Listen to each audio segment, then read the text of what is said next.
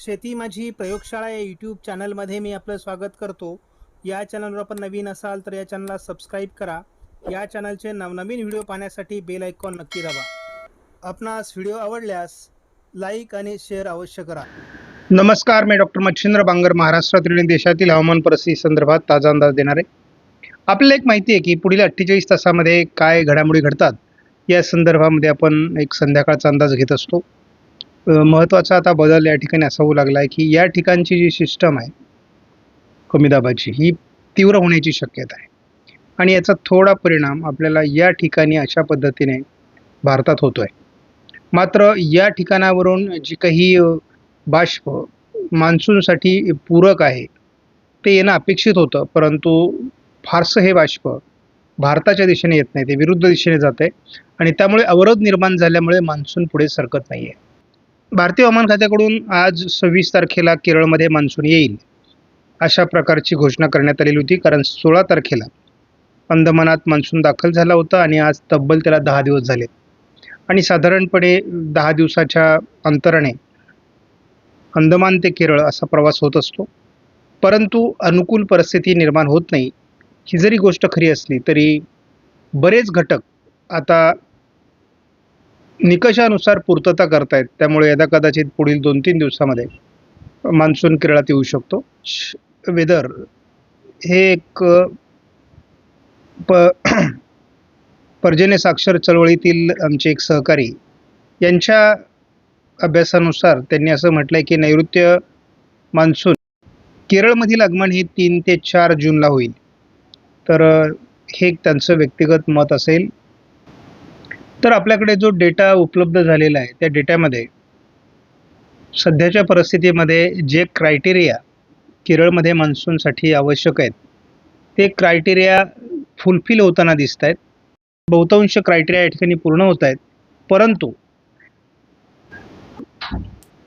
अरबी समुद्रातील या ठिकाणी जे काही वातावरण आहे ही एक चक्राकार स्थिती आहे आणि या चक्राकार स्थितीने, या वादळी प्रणालीने या ठिकाणी येणारे जे विंड आहेत हे थांबवलेले आहेत आणि त्यामुळे मान्सूनला पुढे येण्यात अडचण निर्माण झाली. मुख्यत्वे करून बंगालच्या उपसागरातील वातावरणाचा परिणाम या भागात होऊ लागला आहे आणि त्यामुळे स्थानिक वातावरण अगदी महाराष्ट्रापर्यंत पोहोचलं आहे. आपण या ठिकाणी बघतो की साधारण चंद्रपूरमध्ये मोठ्या प्रमाणात पावसाचं वातावरण आहे. जालन्याच्या आणि परभणीच्या काही भागात पावसाचं अनुकूल वातावरण आहे. नांदेडपर्यंत थोडं जळगावच्या उत्तरेला या ठिकाणी पावसाळी वातावरण आहे. दुपारी अमरावती आणि यवतमाळच्या दरम्यान थोडं पावसाळी वातावरण होतं. थोडं किरकोळ वातावरण मालेगावच्या पूर्व भागामध्ये आहे. या ठिकाणी बीडच्या आजूबाजूने थोडं वातावरण आहे. त्यामुळे आज काही फार मोठं पावसाळी वातावरण नाही आहे, किरकोळ वातावरणाची निर्मिती झालेली आहे. आपण या ठिकाणी जर वाऱ्यांचा प्रवाह बघितला तर काही वारे या दिशेने अशा पद्धतीने जात आहेत, तर आपण काही वारे या दिशेने या वाऱ्यांमध्ये मिसळत आहेत, परंतु मुख्यत्वे करून काही वारे या दिशेने खाली येऊन या दिशेने जात आहेत. तर या ठिकाणी अडचण अशी आहे की या ठिकाणी एक सिस्टम कार्यरत आहे आणि जे विंड या ठिकाणावरून या वातावरणाला मिसळायला पाहिजेत यामध्ये थोडी मर्यादा अजून शिल्लक आहे. त्या तर एक अरबी समुद्रामध्ये आहे, एक बंगालच्या उपसागराच्या पूर्वेला आहे, परंतु महाराष्ट्रामध्ये किंवा भारतामध्ये या ठिकाणी फार पावसाळी वातावरण मे मध्ये तयार होताना दिसत नाही. आपण पुढील 48 तासाचा अंदाज जर बघितला तर 27 तारखेला पश्चिम महाराष्ट्र आणि दक्षिण कोकण असं वातावरण दाखवले, परंतु असं वातावरण तयार होत नाही.